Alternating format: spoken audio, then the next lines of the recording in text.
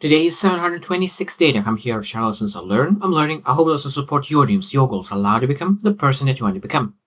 Today we'll speak about misalignment in life. Misalignment in life. And where that misalignment coming from? Today I want to focus on intentions versus action. There's a lot of misalignment when we think about what kind of intentions do we have and what kind of actions do we take. A lot of times we have one intention, but we do total different things. And sometimes we don't have any intentions, but we do actions anyway. So today we'll share 10 things that a lot of times most common misalignments show up, where your intentions are not aligning with the actions. Because we need to be self-aware, because I could agree that I have done a lot of things. There was a lot of things in my life that was misaligned because my intentions was not aligned with my actions. A lot of things. And I needed to be more self-aware that I could address them. Because if you never address them, a lot of times there's a blind spot that your intentions is one thing, but your actions are totally different. And until we are aware of multiple areas of our life, it could be that majority of your life is aligned, but something feels that is not aligning. And a lot of times it's because your intentions is not matching actions that you really want to achieve. So number one is relationships. Relationships. A lot of times people have intentions, one intention, how to really conduct some kind of relationships. They want to be nice, to trustworthy, and all and respectful. But their actions is not respectful. Their actions not trustworthy. Their actions is not showing what their intentions are. So it's very, very important to understand, okay, so what my intentions in relationships, what are the intentions, what I want to show. And we need to sometimes see in the mirror and look at you, do we actually do the action steps that could prove our intentions? Because a lot of times, not intentionally, we do different than what our intentions are. It's very, very important to understand that sometimes you not intend to do something, but your actions is bringing something that is out of your intentions. So you could have that you not intended to hurt somebody, but because your actions potentially not intentionally hurt somebody. So it's very, very important to understand it and be aware what kind of actions, actions and what kind of intentions lead to something. Number two is health and wellness. Health and wellness. So that means we having some kind of intentions in health and wellness, but do our actions align our intentions? We could potentially say that my intention is to exercise weekly. My intention is to eat healthy food, but does your actions align with your intentions? This is a big question, because a lot of times our intentions are great, but we need to look into actions rather than intentions, because your intentions will never make you healthy. Your intention will never make you wealthy, or your intention will never build great relations. Only intentions backed by great actions will make that.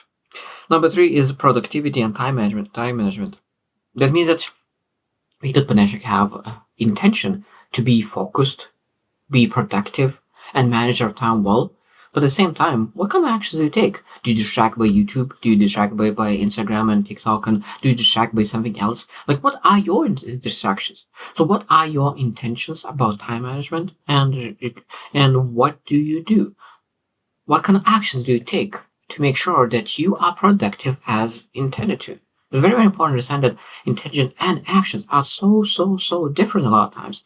And that means that we always need to reflect what we intend to and what we didn't intend to, and what kind of actions leads to. Number four is financial management.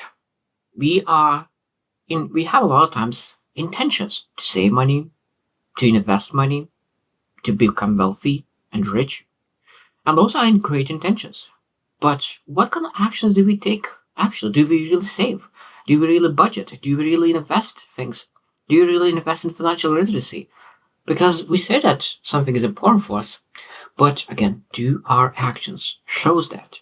Very, very important to understand that. Number five is career and professional goals. Our intentions are to change careers, to improve, to potentially move to a better position, maybe C-level position. But does our actions show our intentions? That means, do we invest in our things that could allow us to really improve our career, because a lot of times, even though that our intentions are to move in a ladder in a career or maybe pursue different career path, but we do not take actions that could really bring that intention to issue. Number 6 is self-improvement. Now, this is quite easy. People have intention to improve themselves, grow themselves, and become the best version of themselves. But do you really read the book? How many books you read in the last year or in the last 5 years? Because I truly believe in a 15 minutes power, that if you read 15 minutes a day, you're able to finish about 20, 26 books a year. And this is very powerful. So that means we have intention to grow ourselves, but what kind of actions are showing that? Because as I said that intentions and actions is different. So when you have intention, we always need to ask, okay, this is my intention, but what kind of actions will really back my intention? You always need to ask, like, okay, if I have intention, every single intention need to be backed by actions on a consistent basis. So what kind of actions do you do on a consistent basis to back this intention? Very, very important. Number 7 is education. We have intention to improve, to get better in improve our knowledge, invest our time in courses, workshops, seminars. But when was the last time you invested into something that really could educate you, bring you knowledge? Knowledge is power. Of course, second thing is use knowledge as power. But if you don't have power, if you don't have knowledge, you will not have that power. So that means that what do you do to improve your education? And it's not just intention, but really taking action to educate yourself. Number 8 is environmental responsibility. That means that a lot of times we have great intentions to take care of our earth, but what kind of actions do you take? Do you take extra plastic bag when you don't need to? Maybe able to really bring your plastic bag to your store and not take extra plastic bags when it's not necessary. It just, of course, this is a small example, but there's a lot of multiple things, man. Maybe even turning a light in the room when it's not necessary, and save on energy, because of course now we don't have as much green energy yet. So maybe be able to save small things that our intention is to help Earth and the environment, but do make small actions that could allow to prove that your intention is backed by at least small actions.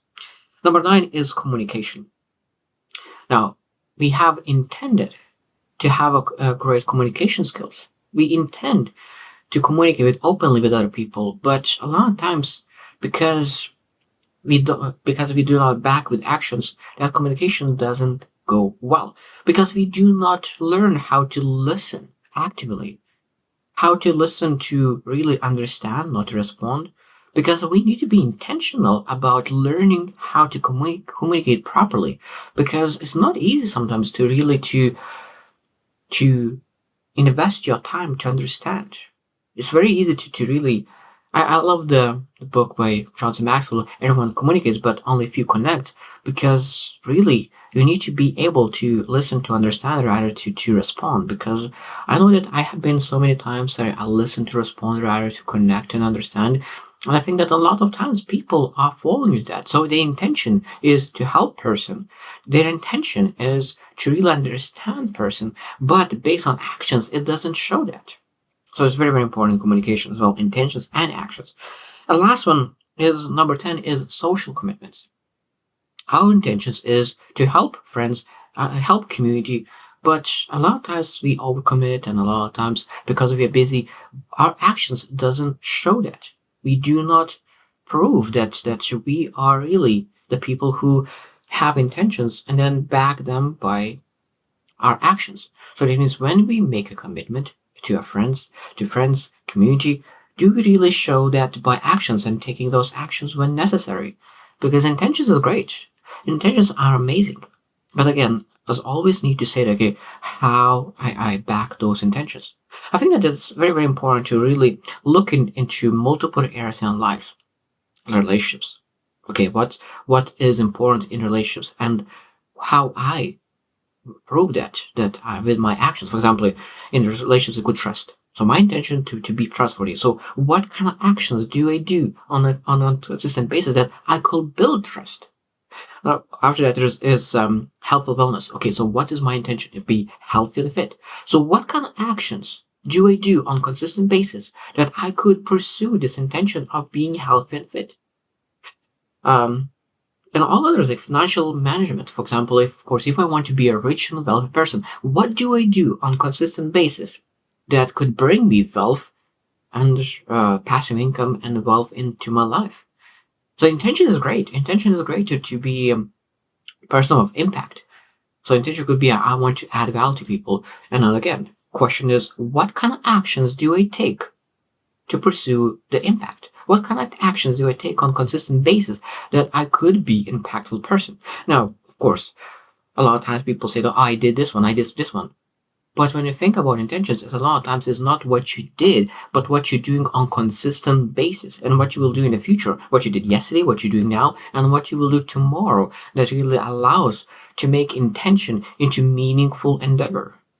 Because a lot of times I know that I have fallen into that. I know that so many people fall into that they have intention, great intention, but they are not backed by great actions. And of course, at the same time, they took a lot of. There's other thing, the other part of the coin is that we take action, but we do not ask ourselves, okay, like what those actions lead to, because that a lot of times actions lead to unintentional hurt to other people or unintentional um, building brand that you maybe you not want to build a brand, but unintentionally a lot of times people build a brand, and that's why we need to ask ourselves what kind of message I send by doing this action. What kind of message people receive when I do this action on consistent basis? Because when you're able to do the same action multiple times over and over and over again, that will lead to something. And you need to ask yourself, are you okay having this brand of this action? Because if not, maybe it's sometimes it's time to change. Because at the end of the day, when you will do the same action over and over and over again, and people complain about the action, you'll not be able to say that I didn't intend it to, because you did it over and over and over again. People make mistakes, and of course, I could say that I didn't intend it to. But a lot of times, if you do the same thing over and over again, it's very hard to say that. So there's both coins. Sometimes we need to understand that every intention needs to be backed by action. And when you take actions, you can ask yourself, what kind of brand I will build by taking this action on a consistent basis. So I hope you will reflect on all multiple areas of your life, and maybe you will see that there is some kind of misalignment with your intention and actions, and you will be able to build something up that you do not feel that you misaligned again. So I hope you choose to win, and see you tomorrow.